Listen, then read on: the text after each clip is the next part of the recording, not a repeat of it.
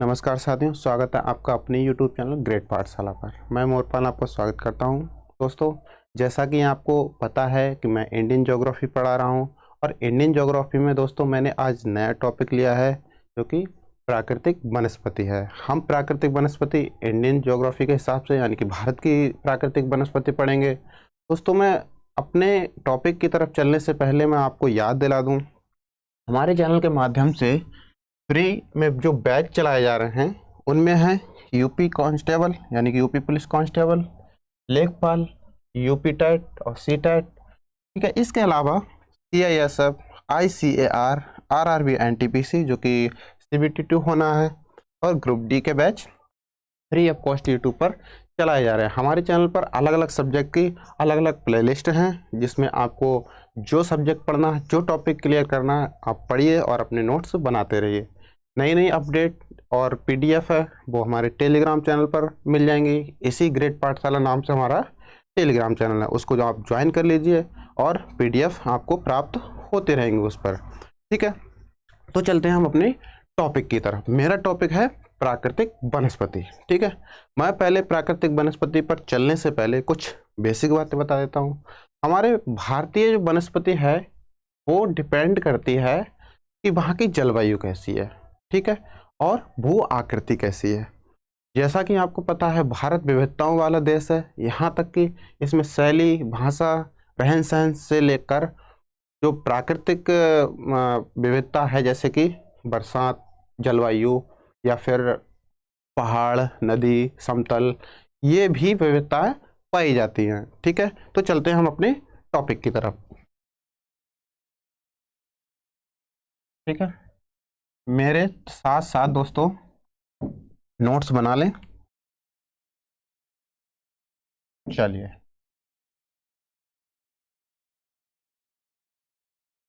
प्राकृतिक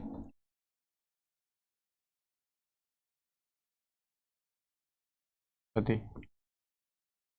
ठीक है, वैसे वनस्पति दो प्रकार की होती है, एक कृत्रिम वनस्पति और प्राकृतिक वनस्पति। प्राकृतिक वनस्पति उसे कहा जाता है जिसमें मानव का किसी प्रकार का हस्तक्षेप नहीं होता है, और कृत्रिम वनस्पति उसे का बोला जाता है जो कि मानव के द्वारा उनको पाला पोसा और बड़ा किया जाता है। ठीक है, चलिए आज हम प्राकृतिक वनस्पति पढ़ने वाले हैं। तो प्राकृतिक वनस्पति डिपेंड करती है, मैंने अभी बताया, किसी भी क्षेत्र की भू आकृति प्लस वहां की जलवायु कैसी है। जलवायु कैसी है, ठीक है। अब जलवायु में क्या क्या आता है? जलवायु में वहां का तापमान प्लस वर्षा। ठीक है, अब देखिए भारत की हम वनस्पति पढ़ रहे हैं यानी कि प्राकृतिक वनस्पति भारत की पढ़ रहे हैं। तो देखिए, यदि यदि कहीं पहाड़ है, ठीक है दोस्तों, समझ के पढ़ेंगे, रटना बिल्कुल नहीं है। यदि कहीं पहाड़ है, ठीक है, और वहां का तापमान जो है वो बहुत ज्यादा है, बहुत ज्यादा है, तापमान है वो ज्यादा है, ठीक, और बरसात जो है वो 250 प्लस सेंटीमीटर में है। ठीक है, यानी कि भारत में कहीं कहीं आपने देखा होगा पूर्वी हिमालय और जो पश्चिमी घाट है वहाँ पर 250 प्लस से सेंटीमीटर से ऊपर बरसात होती है। नतीजा क्या निकलता है? नतीजा वहाँ पर यह है कि बायोडाइवर्सिटी ज़्यादा है और जो जंगल हैं वो बहुत घने हैं, यहाँ तक कि सूर्य का जो किरण है या फिर प्रकाश है वो नीचे नहीं जा पाता, और जो नीचे वाली घास है वो अपनी उन्नति नहीं कर पाती है, अतः वहाँ पे घास खत्म सी हो जाती है। ठीक है, और वो जो पेड़ होते हैं बहुत बहुत लंबे होते हैं, वो 45 से 60 मीटर की तक ऊंचाई में चले जाते हैं। ठीक है, वहीं पर चले जाते हैं हम जहाँ पर बहुत कम वर्षा होती है, जहाँ का तापमान तो उच्च रहता है लेकिन वर्षा कम रहती है, जैसे कि राजस्थान में बहुत छोटे छोटे पौधे पाए जाते हैं क्योंकि वहाँ बारिश नहीं होती है। ठीक है, तो देखते हैं कि तापमान यदि ज़्यादा है और वर्षा भी 200-250 सेंटीमीटर से ऊपर है, तो इसका नतीजा क्या होगा? इसका नतीजा होगा वहां पर जो वनस्पति होगी, वन होंगे वो सघन होंगे, यानी कि घने होंगे। ठीक है, घने होंगे, कठोर लकड़ी वाले होंगे, कठोर और मजबूत लकड़ी वाले। ठीक है, इसके साथ साथ लंबे होंगे, लंबे होंगे 45 से 60 मीटर की ऊंचाई तक। ठीक है, नोट कर लीजिए। यानी कि यदि कहीं पहाड़ है, पहाड़ी एरिया है और वहां पर तापमान ज़्यादा है, बरसात 250 से प्लस है, तो नतीजा क्या होगा? वन सघन होंगे, कठोर मजबूत लकड़ी वाले होंगे और लंबे होंगे। यहाँ तक कि कितने होंगे? 45 से 60 सेंटीमीटर। यहाँ का तापमान क्या होगा? यहाँ का तापमान अगर क्वेश्चन में आ जाता है तो 20 से 27 डिग्री सेंटीग्रेड होता है। ठीक है, इतना यहाँ का तापमान होगा। ठीक, अगर यदि नेक्स्ट पॉइंट हमारा यदि कहीं पहाड़ है, यदि कहीं पहाड़ तो है, ठीक है, लेकिन तापमान कम है, तापमान कम है और बरसात है वो 150 सेंटीमीटर तक है। ठीक है, या फिर 100 से 200 सेंटीमीटर तक बरसात है। नतीजा क्या होगा? नतीजा होगा कि वहां पर शंकुआकार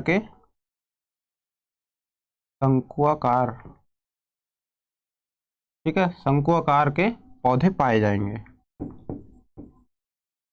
पौधे पाए जाएंगे। ठीक है, कौन सा पौधा पाया जाएगा ये सब आगे वीडियो में चर्चा होगी, और कौन सा पौधा किस चीज के लिए है वो भी हम बात करेंगे। ठीक है, अब यदि मैं बात करूं कि समतल है, ठीक है, ना तो पहाड़ है, ठीक है, वो कैसा है? समतल, समतल है और ताप है ज्यादा, ताप है ज्यादा। ठीक है, और बरसात कितनी है? बरसात है 100 से 200 सेंटीमीटर तक। ठीक है, नतीजा क्या निकलेगा?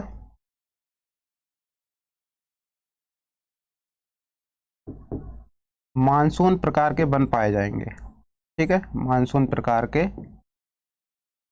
वन पाए जाएंगे, जिसमें कि बहुत सारे जैसे फल हो गए, नीम, पीपल, अमरूद, आम।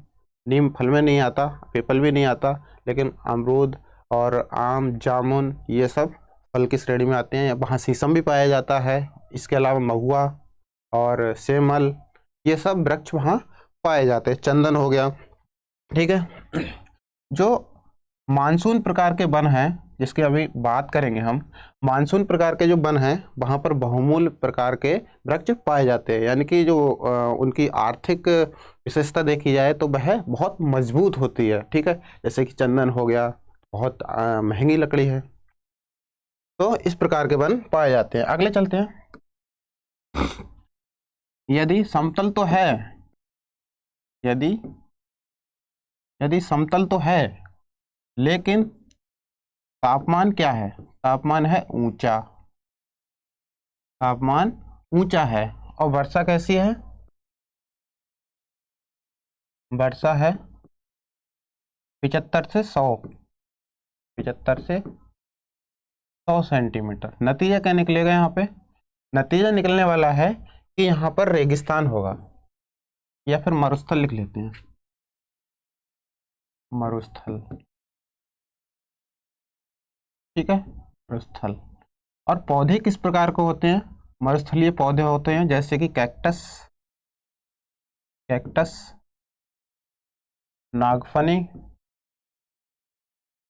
नागफनी, बबूल इत्यादि। ठीक है, इस प्रकार के पौधे वहां पर मिलेंगे। ठीक, कैक्टस, नागफनी और बबूल क्यों मिलेंगे? क्योंकि जड़ें होती हैं इनकी बहुत बड़ी, ऊपर जो जमीन से ऊपर होता है उससे कहीं ज़्यादा जड़ें इनकी होती हैं। जड़ें क्या करती हैं? ये पानी का जो अवशोषण है वो करती हैं। ठीक, अब देखिए,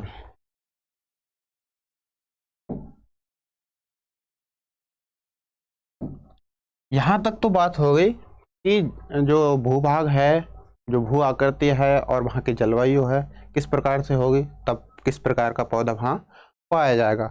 अब इसका वर्गीकरण देख लेते हैं, ये बहुत इंपॉर्टेंट है।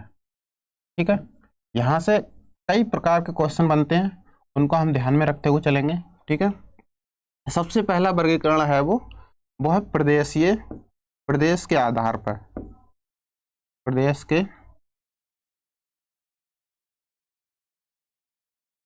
आधार पर। ठीक है दोस्तों, मेरे साथ में लिखते चलें जिससे नोट्स बनाने में आसानी होगी। ठीक है, प्रदेश के आधार पर, फिर सरकारी आधार पर, यानी कि सरकार द्वारा।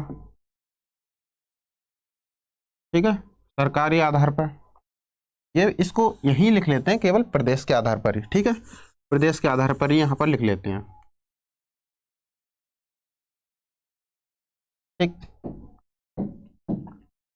पहले चलते हैं पूर्वी हिमालय में,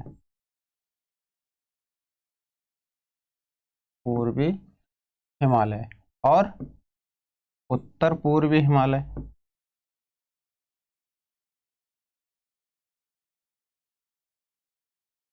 ठीक है, यानी कि पूर्वोत्तर वाला इलाका जहां पर बायोडायवर्सिटी ज्यादा पाई जाती है। ठीक है, उसके बाद में हमने बांट दिया है सिंधु, गंगा और ब्रह्मपुत्र के प्रदेश। ठीक है दोस्तों, आज तक मैंने जो भी टॉपिक कराए हैं उनका मैं जल्द ही टेस्ट लेकर आने वाला हूं, जिसमें आपके 50 क्वेश्चंस होंगे। वो क्वेश्चन सरल से लेकर हार्ड तक आपसे पूछे जाएंगे, लेकिन उनमें एक खासियत होगी कि मैंने जितना भी पढ़ाया है उससे बाहर कहीं नहीं होगा। यदि आपने मेरी वीडियो देखी है और नोट किया है तो आप एक एक सवाल का आंसर दे रहे होंगे, और अगर यदि नहीं देखी है तो आप हर क्वेश्चन में फंसते नजर आएंगे। इस प्रकार से मैंने बनाए हैं कि आपने अगर नहीं पढ़ा है तो आप फंसेंगे, और मेरी वीडियो अगर देखी है तो आप एक भी क्वेश्चन में नहीं फंसेंगे। ठीक है, सिंधु गंगा ब्रह्मपुत्र के प्रदेश। ठीक है, उससे नीचे आते हैं, यानी कि दक्कन का, दक्कन के प्रदेश।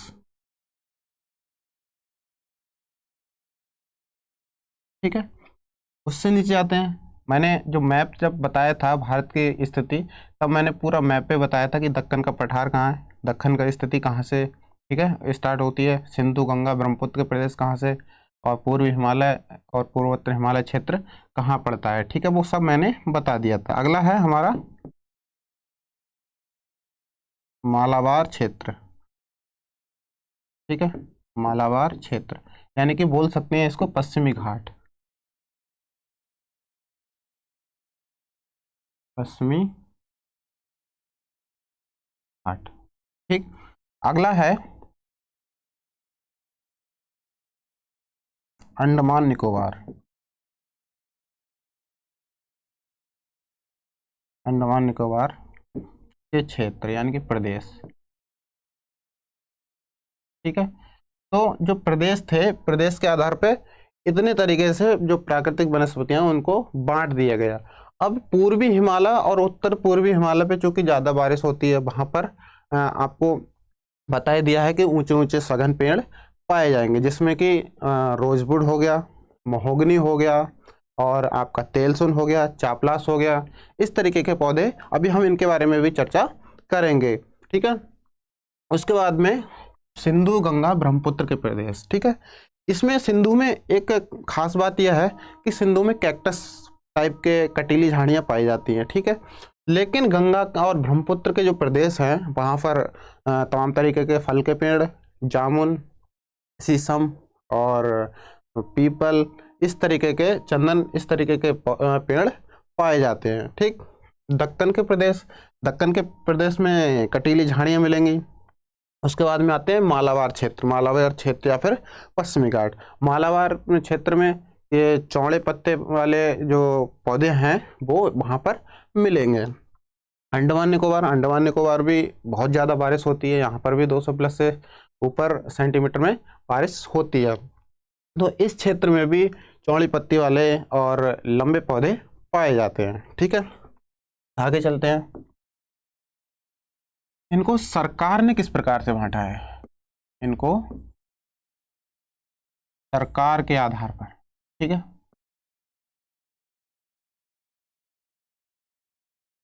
सरकार के आधार, सरकार ने बांटा है सबसे पहले प्रशासनिक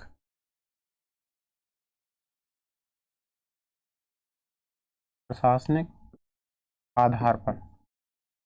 ठीक है, जैसे आपने देखा ही होगा कि लिखा रहता है संरक्षित क्षेत्र, आरक्षित क्षेत्र और अनारक्षित क्षेत्र। ठीक है, कि वन विभाग के अंडर में आता है। तो सबसे पहले इसमें आता है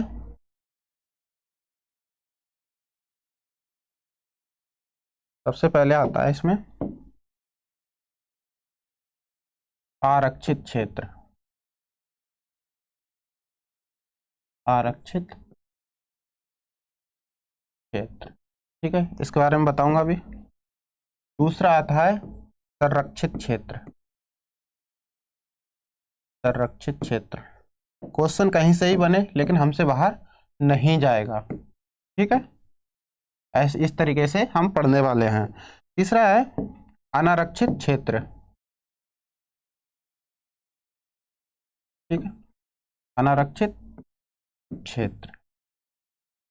ठीक, अब आरक्षित, संरक्षित और अनारक्षित क्षेत्र कैसे कहते हैं?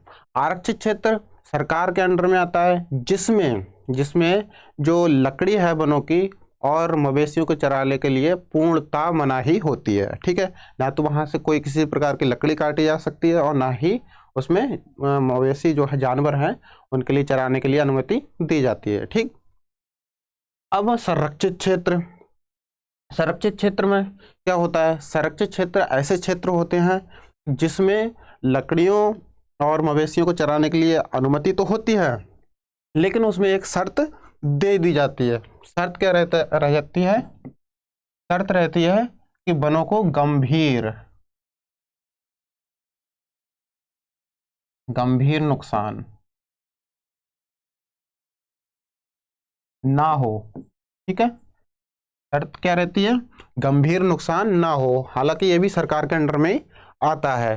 गंभीर नुकसान से क्या समझते हैं? यानी कि यहाँ पर शब्द आ गया गंभीर, यानी कि वहां लकड़ियां तो आप ले जाइए लेकिन ऐसा ना हो कि पूरा पेड़ की पेड़ उखाड़ के ले जाने वाले हैं। ठीक है, तो वहां पर जैसे सूखी लकड़ियां होगी आप ले जा सकते हैं, आप नीचे छोटी छोटी घास होती है वहां पर आप जानवर चरा सकते हैं। ठीक है, लेकिन वनों को कोई बाहरी नुकसान ना हो। अनारक्षित क्षेत्र ऐसे होते हैं जिसमें कोई भी पाबंदी नहीं होती।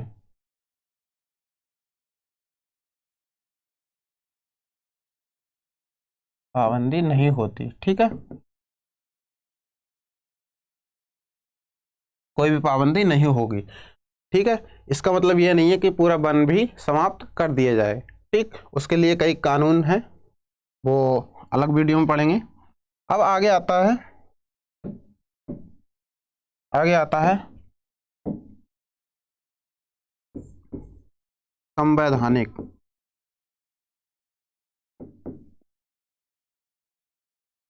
संवैधानिक आधार। ठीक है, संवैधानिक आधार पर भी 3 प्रकार से बांटा है। सबसे पहले राज्य वन। ठीक, उसके बाद में वाणिज्यिक वन।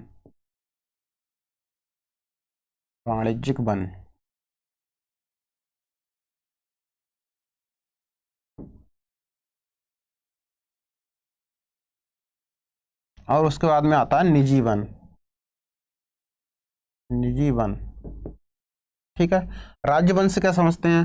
राज्य वन ऐसे वन जिसमें राज्य सरकार और केंद्र सरकार दोनों भागीदार या फिर दोनों का प्रभुत्व या दोनों का जो स्वामित्व है वो पाया जाता है। ठीक है, वाणिज्यिक वन ऐसे वन होते हैं जिसमें जिसमें नगर निगम,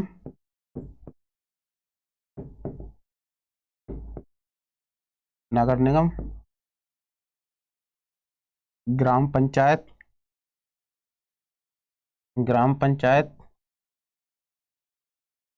ग्राम पंचायत और जिला, शहरी, ठीक है। इनका जो है वो स्वामित्व और प्रशासन पाया जाता है, ठीक है। निजी से तो आप समझ ही सकते हैं कि इस वन में मानव का जो हस्तक्षेप होगा और ये खुद के वन होंगे, ठीक है। आगे चलते हैं, आगे चलते हैं व्यापार की दृष्टि से।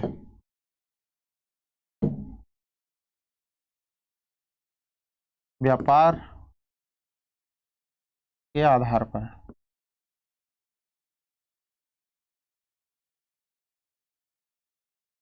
ठीक, व्यापार के आधार पर दोस्तों दो प्रकार से बांटे गए हैं। एक विपणन, विपणन और दूसरा अविपणन।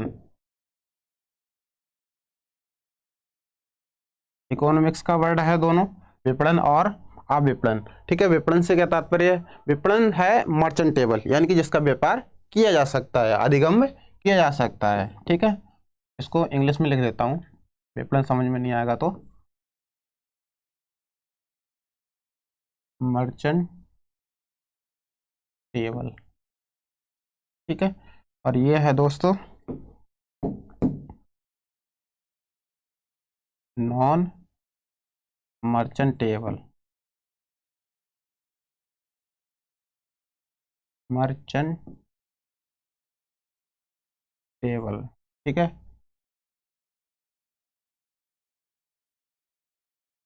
मर्चेंटेबल,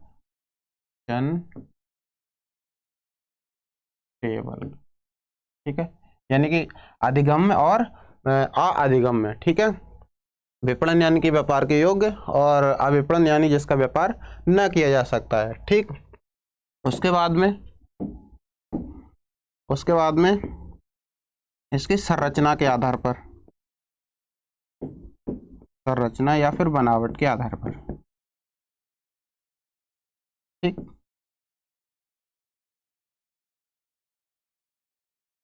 बनावट के आधार पर, ठीक। इस प्रकार के वन जो हैं वो दो तरीके से हैं। उसमें कटीले, कटीले वन, दूसरा है चौड़ी पत्ती वाले वन, चौड़ी पत्ती वाले वन, पत्ते वाले वन, ठीक। यानी कि जो संरचना है या बनावट के आधार पर है वो कितने प्रकार के हैं? दो प्रकार के, जिसमें कटीले वन और चौड़ी पत्ती के वन आते हैं, ठीक है। इसके आगे चलते हैं, इसके आगे जो कि बहुत ज़्यादा इम्पोर्टेंट है और यहीं से ज़्यादातर क्वेश्चन पूछा जाता है, ठीक है। जलवायु के आधार पर, ऊपर लिख देते हैं जलवायु के आधार,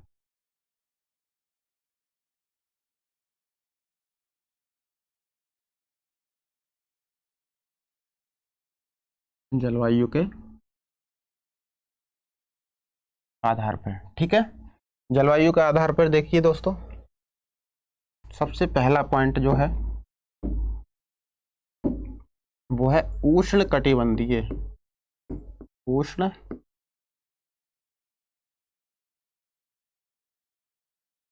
कटिबंधीय सदाबहार, सदाबहार एवं एवं अर्ध अर्ध सदाबहार वन, ठीक है। उष्ण कटिबंधीय सदाबहार और अर्ध सदाबहार वन, ठीक है। इसकी विशेषता जानेंगे, पहले इनको नोट कर लेते हैं, ठीक है। दूसरा है उष्ण कटिबंधीय, उष्ण कटिबंधीय आर्द्र, आर्द्र पर्णपाती, पर्णपाती या फिर मानसूनी वन, और भारत में सबसे ज़्यादा वन इसी तरीके के वन पाए जाते हैं। ठीक है, अगला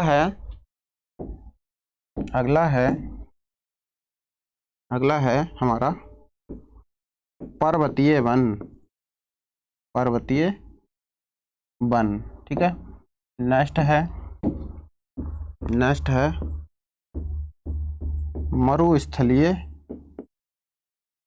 मरुस्थलीय वन।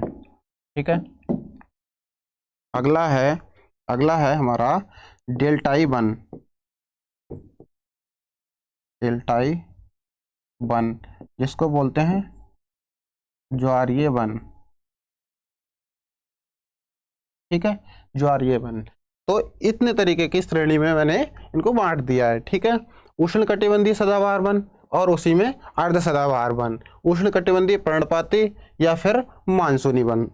ठीक है, पर्वतीय वन, मरुस्थलीय वन और डेल्टाई वन या फिर ज्वारीय वन, इतने प्रकार की ये कैटेगरी जलवायु के आधार पर हैं। ठीक है, अब एक एक करके इनको समझते चलते हैं, किस में कौन सा पौधा आएगा, जो पौधा है उसका उपयोग क्या होगा। ठीक है, ये सब समझेंगे, वीडियो के लास्ट तक आप बने रहिए। ठीक है, चलिए सबसे पहले हेडिंग डालिए उष्ण कटिबंधीय जो वन है, सदाबहार और अर्ध सदाबहार।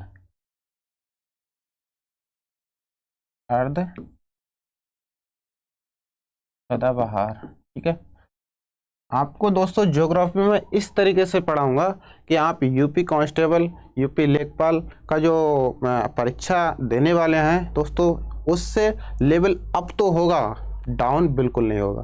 और मैं गारंटी लेता हूं, ज्योग्राफी से आप अगर ढंग से पढ़ के गए हैं मेरी वीडियो से और आपने नोट्स बनाए हैं, अच्छी तैयारी करके गए हैं, आप ज्योग्राफी से एक भी क्वेश्चन आप गलत करके नहीं आएंगे, ये मेरा दावा है। ठीक है, इस तरीके से आपको मैं पढ़ाऊंगा। शर्त मेरी यही होगी कि वीडियो देखें और अपने नोट्स बनाएं, जितना शॉर्ट हो सके आप नोट्स बनाइए और उन नोट्सों से आप याद कीजिए। और याद रटना नहीं है, ठीक है, आप समझते हुए चलें, एक बार मैप देखें फिर पढ़ें, मैप देखें फिर पढ़ें। ठीक है, तो इस तरीके से आपको पढ़ना है, यानी उष्णकटिबंधीय सदाबहार और अर्ध सदाबहार वन। ठीक है, अब इसमें पॉइंट नोट करिए। पॉइंट है यहाँ पर वर्षा कितनी होती है, ठीक है, वर्षा होती है 250 प्लस सेंटीमीटर। ठीक है, यदि वर्षा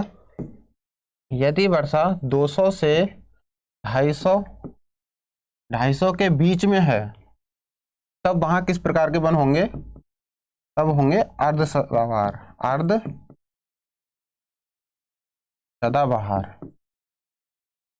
ठीक, अगर 250 से प्लस है तब तो आएंगे सदाबहार में, और 200 से 250 के बीच में है तब अर्ध सदाबहार में। ठीक है, ये पूर्वोत्तर वाले इलाके रहते हैं, पूर्वोत्तर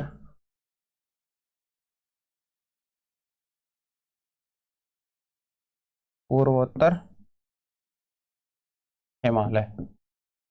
ठीक है, अगर स्थान पूछ लिया जाए तो ये सिक्किम से लेकर अरुणाचल प्रदेश और कुछ बंगाल का इलाका इसमें आता है। ठीक है, इसमें किस प्रकार के पौधे पाए जाएंगे, पौधों का जो आकार होगा वो होगा सघन।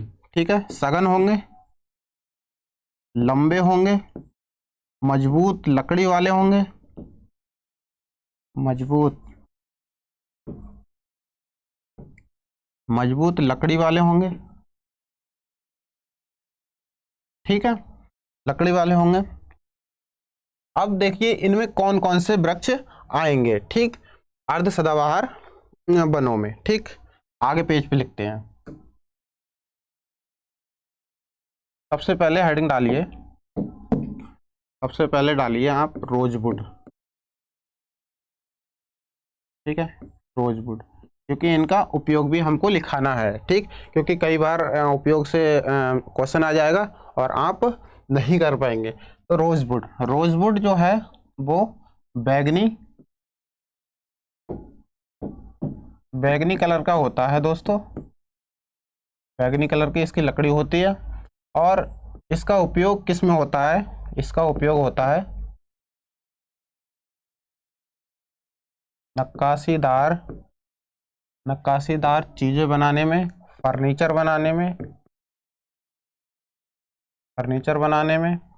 ठीक है, नक्काशीदार चीजें मैंने बता दी, तो ये नक्काशीदार ही प्लाईवुड, प्लाईवुड इससे बनता है।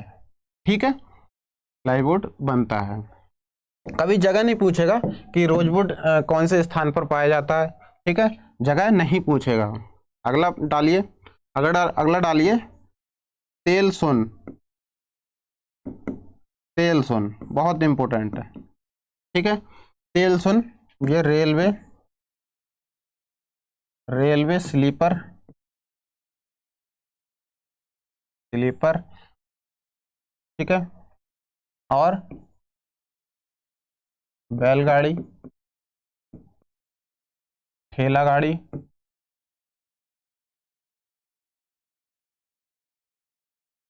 इत्यादि के काम में आता है। ठीक है, अगला डालिए, अगला डालिए आबनूस। ठीक है, आबनूस का जो कलर होता है वो गहरा काला होता है, गहरा काला। ठीक है, इसकी लकड़ी प्रतिरोधक होती है, यानी कि जो कीड़े होते हैं, कीड़ों की प्रतिरोधी होती है, जिसमें कीड़े नहीं लगते। अतः उसके बाद में उपयोग क्या लाया जाता है? वाद्य यंत्र बनाए जाते हैं, वाद्य यंत्र, वाद्य यंत्र भी बनाए जाते हैं। इसमें पियानो का, पियानो का पर्दा, पियानो का पर्दा, पियानो का पर्दा बनाया जाता है। ठीक है, और जो संदूक होता है, संदूक यानी कि पेटिका जैसे बोलते हैं, ठीक है, लकड़ी वाला, वो बनाया जाता है। यानी कौन से? आबनूस की लकड़ी से। ये बहुत ही ज़्यादा मैंने कठोर और मजबूत हर उसमें नहीं लिखवाया, क्योंकि मैंने पहले ही बता दिया था कि सदाबहार और अर्धसदाबहार में कठोर, मजबूत और ऊंचाई वाले पौधे, ऊंचाई वाली वनस्पति पाई जाएगी। ठीक है, आगे चलते हैं। अगला है हमारा चापलास, चापलास। ठीक है, चापलास को ध्यान रखेंगे कि ये जहाज निर्माण में आता है। ठीक है, जहाज निर्माण में इसका उपयोग किया जाता है। ठीक, अब आगे चलेंगे। ये तो हो गए हमारे उष्ण कटिबंधीय जो सदाबहार और अर्धसदाबहार वन। ठीक है, आगे चलते हैं। दूसरा मैंने लिखवाया था उष्ण कटिबंधीय, उष्ण कटिबंधीय अर्ध पर्णपाती, पर्णपाती या फिर मानसूनी वन। ठीक है, मानसूनी वन। लास्ट में दोस्तों हम क्या करेंगे? मैप में देख लेंगे। मैप में मैं बता दूंगा कि कौन सा वन कितने एरिया में है और कहाँ कहाँ पाया जाता है। ठीक है, वैसे समझ में नहीं आएगा अगर मैं वैसे बता दूं कि ये राजस्थान में, गुजरात में, मध्य प्रदेश में पाया जाता है, तो आप इसको याद नहीं रख पाएंगे। ठीक है, उष्णकटिबंधीय आर्द्र पर्णपाती या फिर मानसूनी, ये गंगा, सिंधु और ब्रह्मपुत्र का मैदान है या उस एरिया में पाया जाता है। बशर्ते इसमें होता क्या है कि जो फल के पौधे पाए जाते हैं और मध्यम आकार के। यहाँ पर वर्षा कितनी होती है? वर्षा होती है दोस्तों 100 से 200 सेंटीमीटर के बीच में। ठीक है, तापमान नॉर्मल रहता है। और यहाँ पौधे कौन कौन से पाए जाते हैं? पौधे अलग से लिख लेते हैं, पौधे, पौधे अलग पेज पे लिख लेते हैं। पौधे पाए जाते हैं जामुन, आपने सभी ने खाया होगा जामुन। ठीक है, सेहत के लिए बहुत लाभदायक होता है जामुन। अब जामुन की विशेषताएं लिख लीजिए, जामुन किस किस काम में आता है। ठीक है, इसकी जो लकड़ी है उससे खिलौने बनाए जाते हैं,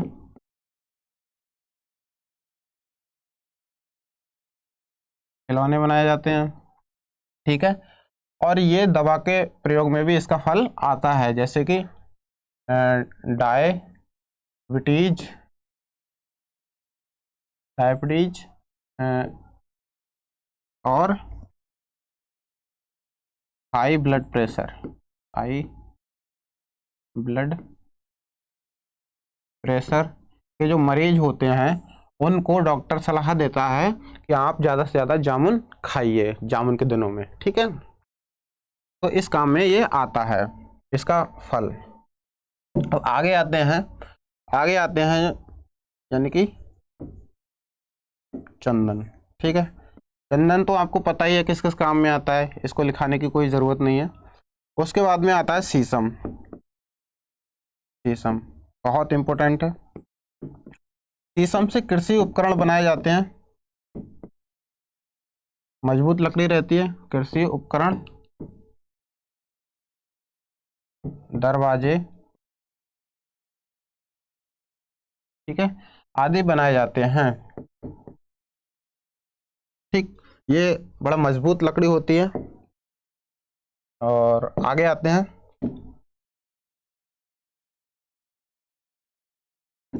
हैं, हमारा सेमल।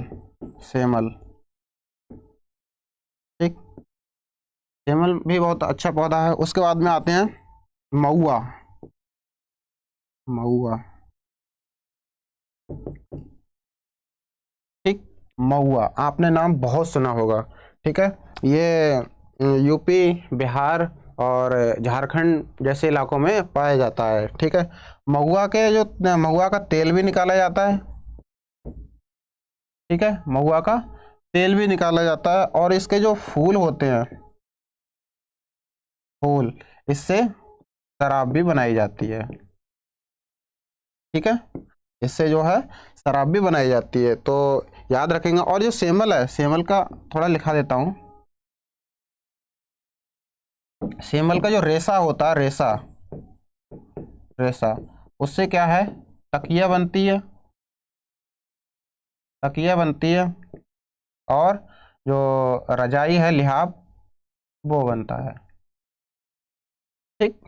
तो ये सब आप नोट कर लीजिए। आगे आते हैं, पर्वतीय वन, ठीक है।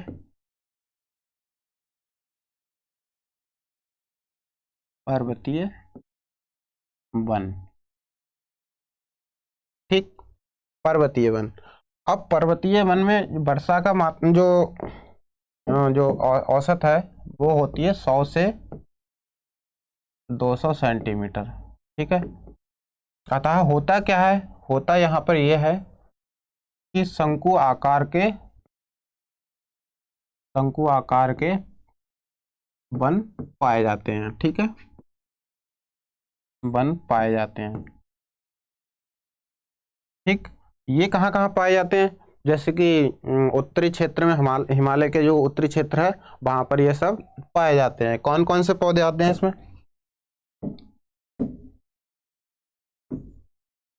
देवदार, ठीक है, देवदार। ये भी दरवाजे, और ये किस किस काम में आता है लिख देता हूं यहाँ पर। बंदरगाह, बंदरगाह, ठीक है, बंदरगाह बनाने में, दरवाजे बनाने में, ठीक है। और जो दरवाजे, खिड़की बनाने में काम इसका किया जाता है, ठीक। अब देखिए चीड़, दूसरा है चीड़, ठीक है। अब मैं चीड़ की जब बात करूं तो एक बात मुझे याद आती है, ठीक है, ओक।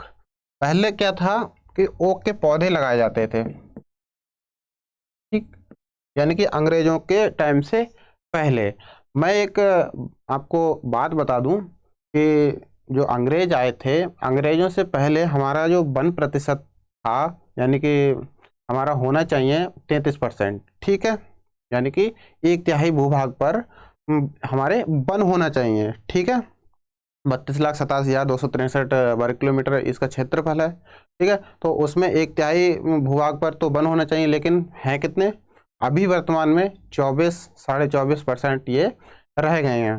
ठीक है, जब जो अंग्रेज आए थे उससे पहले हमारा जो वन था वो महज एक हम पूजा पाठ करते थे और वनों से हम बहुत लगाव रखते थे। ठीक है, और उनकी सेफ्टी भी हम करते थे। अब अंग्रेज आते हैं, अंग्रेज सोचते हैं अरे भारत में तो बहुत ज़्यादा वन है, क्यों ना इसका उपयोग हम अपने स्वार्थ के लिए करें। क्योंकि जब वह कच्चा माल मसाले ये सब ले जा रहे होते हैं अपनी फैक्ट्रियों में, जहाँ बंदरगाह के आसपास इनकी फैक्ट्रियाँ रहती थी, जहाँ से वो रॉ मटेरियल अपने इंग्लैंड को फैक्ट्रियों में ले जाना होता था, वहाँ से ये कोई जो वस्तुएं थी वो तैयार करते थे और दोबारा से भारत में बेचा करते थे। ठीक है, तो उनके लिए रेल की ज़रूरत पड़ी, रेल की पटरियाँ बिछवाई। अब जब रेल की पटरियाँ बिछवाई तो उस समय पत्थर तो ज़्यादा यूज़ में नहीं लाए, लेकिन उन्होंने दिमाग चलाया कि क्यों ना हम इन वनों से ही हम जो स्लीपर हैं वो बना लिए जाएं। तो ये ओक का पौधा है, ओक का पेड़ है, इसकी जगह उन्होंने लगाए चीड़ के पौधे। चीड़ से इन्होंने क्या क्या प्राप्त किया, एक तो तारपीन का तेल, बहुत बार क्वेश्चन में आया है। ठीक है, रिपीट होता है कि तारपीन का तेल किस पेड़ से निकाला जाता है, तो अगर ऑप्शन में हुआ नीली चीड़ तो आपका ऑप्शन नीली चीड़ होगा, और अगर खाली चीड़ हुआ तो चीड़। ठीक, तो तारपीन का तेल निकाला। अब उन्होंने चाय भी यहाँ से लेके जाते थे, चाय के बहुत शौकीन थे, और चाय की जो पेटी थी वो भी चीड़ के लकड़ी से बनाई जाती थी, और स्लीपर माचिस भी इन्हीं जो चीड़ था उससे बनाई जाती थी। ठीक है, तो उन्होंने अपने स्वार्थ के लिए वनों को काटा और इसका मिसयूज किया। ठीक है, यानी कि ओक के स्थान पर अंग्रेजों ने क्या लगा दिया, चीड़। ठीक, क्वेश्चन में अगर बनता है कि ओक के स्थान पर चीड़ का पौधा, ओक के स्थान पर कौन सा पौधा लगाया गया, तो चीड़ का, किसके द्वारा, अंग्रेजों के द्वारा। ठीक है, ये किस किस काम में आता है, चीड़ की बात कर रहा हूँ, ओक की बात नहीं कर रहा हूँ, मैं चीड़ की बात कर रहा हूँ कि किस किस काम में आता है। ये चाय की पेटी बनती है। ठीक है, चाय की पेटी बनती है और माचिस। ठीक, रेल स्लीपर, रेल के स्लीपर, ये इत्यादि बनाए जाते हैं। ठीक है, तो बात आई समझ में कि चीड़ का पौधा किसके स्थान पे लगाया जाता है और कब क्यों लगाया। ठीक है, तो ये बात हो गई पर्वतीय वन की। और आगे पर्वतीय वन में एक और आता है, बहुत इंपॉर्टेंट है, अखरोट। सबने सुना होगा नाम अखरोट। ठीक है, ये जम्मू कश्मीर में बहुत ज़्यादा है पेड़। ठीक है, ये ऐसी लकड़ी है अखरोट की, अखरोट एक ऐसा पौधा है, ऐसा पेड़ है, इसकी लकड़ी ना तो सिकुड़ती है, ठीक है, और ना ही फटती है।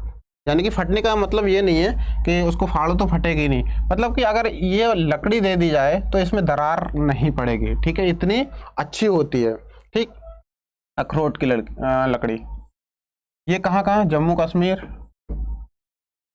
जम्मू कश्मीर,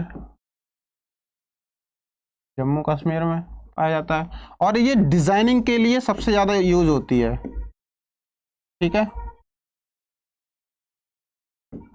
आप चले जाइए कश्मीर में, जहाँ भी आपको घरों में डिज़ाइन मिलेगी लकड़ी की, तो अखरोट की लकड़ी आपको देखने को मिल जाएंगी। ठीक है, अब आ जाते हैं अगला वन। ठीक है, यहाँ तक हो गई पर्वतीय वन की बात। अब अगला वन है मरुस्थलीय वन, मरुस्थलीय।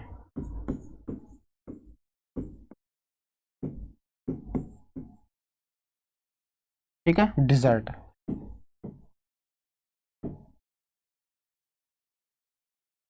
ठीक, डिजर्ट, इसमें कैक्टस आ जाता है, इसमें कैक्टस आ जाता है।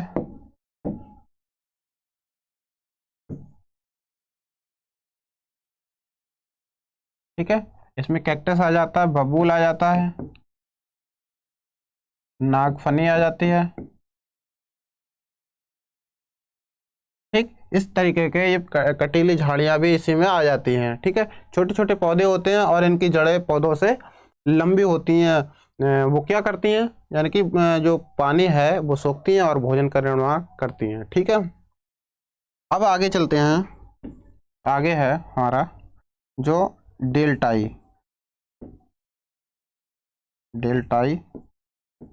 वन। ठीक, डेल्टाई वन या फिर बोलते हैं ज्वारीय वन। ठीक है, ये कहाँ कहाँ पाए जाते हैं, ये रण के कच्छ में कई बार क्वेश्चन में आया है। ठीक है, कच्छ के रण। ठीक है, और ये पाया जाता है यहाँ पर सुंदरबन डेल्टा,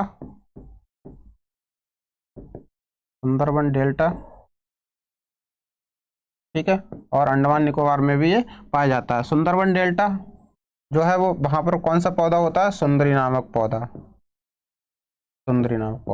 इस सुंदरी नामक पौधे से ही ये सुंदरबन डेल्टा नाम पड़ जाता है। ठीक है, तो ये तो रहे हमारे वनस्पति के बारे में। ठीक, अब आगे जो इसी का टॉपिक पढ़ाऊंगा जिसमें हमारी राष्ट्रीय वन नीति होंगी, सरकार की क्या क्या योजनाएं, हमारे जो वन हैं उनसे क्या क्या प्राप्त होता है, क्या क्या हानियां हो रही हैं और कैसे उनको रक्षा दिया जा सकता है। ठीक है, अब चलते हैं हम मैप की तरफ।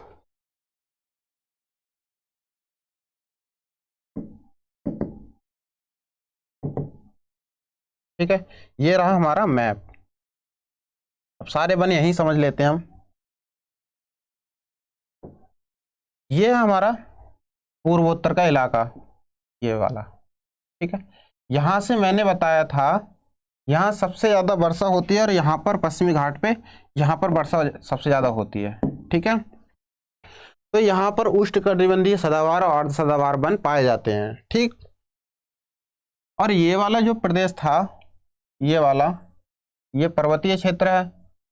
ठीक है, ये वाला पर्वतीय क्षेत्र है, इसमें पाए जाते हैं पर्वतीय प्रकार के वन। ठीक है, जैसे शंकोधारी वन हो गया, ठीक, देवदार हो गया, चीड़ हो गया, ये सब।